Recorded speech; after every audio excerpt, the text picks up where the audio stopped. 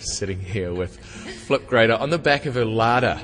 And don't know if you can see that, but there's a bit of a lamp in the back.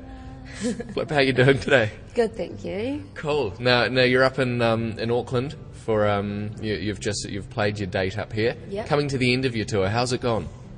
Good. This is kind of the second section of the tour. I'm doing it in 3 sections, and I did a 2-week tour in the South Island, and this is my 3-week in the North Island. Mm-hmm. Then I'm going to come back up to the North Island and do another tour in February next year. So it'll still be the cookbook tour, so people should still look out for dates. But I just played at the Wine Cellar a couple of days ago, and it was fantastic. Oh, cool. It's a really cool place. It's all concrete and dungeony, kind of like this space here. Good acoustics then. Yeah.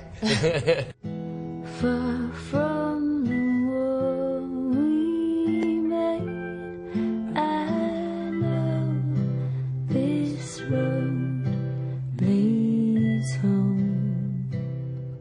Okay, now tell us about the title of the tour, Cookbook Tour. I understand you're going to be putting together an actual cookbook. Yeah. With some little tour stories. Yeah, so basically I've been just going around the country playing small gigs and collecting recipes from the people that I meet, people I stay with, or anyone that bothers to cook for me along the way. And then I'm going to put them all together for a tour story / cookbook. Nice. Now the recipes, do they have to be something that are sampled by you? If people just give you a recipe, will you just think, okay, that looks good, peanut brownies, file that away? Or is it like, I need to taste this to make sure it's a good recipe? Well, I've actually had a few offers from people back home in Christchurch to taste them for me, Nice. to be my taste testers. I'm pretty much vegan, so some of the recipes are just vegetarian. That's been one of the prerequisites. But if they're not vegan, then I'll probably get other people to test them. Yeah. But all the vegan ones I'll definitely try. I'm looking forward to it. I think I'll have a series of dinner parties maybe, and then, I don't know, maybe I'll write a book about that. Excellent. And I'll walk this road alone. Okay, I suppose we should actually talk music. Right. When did you start writing songs? I started writing songs about 3.5 years ago, or maybe about 4 years ago now.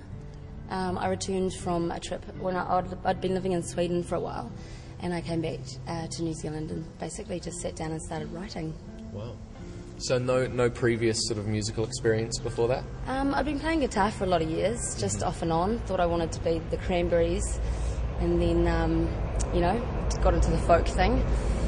And, just basically decided that I had a real bad broken heart, really. That's the truth of the story.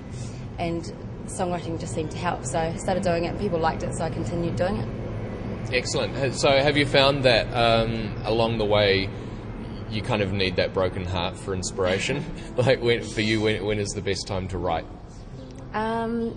Yeah, I do get inspired by sad things, definitely. I'd hope, actually, that my songs have moved a little bit beyond broken hearts. But definitely get inspired by sad things, definitely. My music's kind of melancholic, so...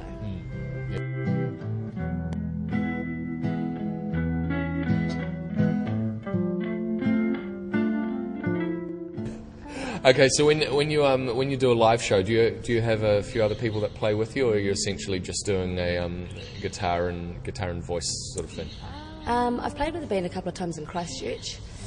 Basically, when I did my album launch in Christchurch, I played with a band, some of the people that had played on the album. But when I tour, it's so much easier to do it solo. And I probably will bring a band to Auckland next year. But for now, solo seems to be the way. Plus, because I'm writing a book about this trip, it's good to go on the road by myself so that I can have adventures and meet lots of fun people. Whereas when you go on the road with other people, you tend to stick to each other. Yeah. The downside of that, of course, is that if things aren't going well, there's no one to help your ego out. But,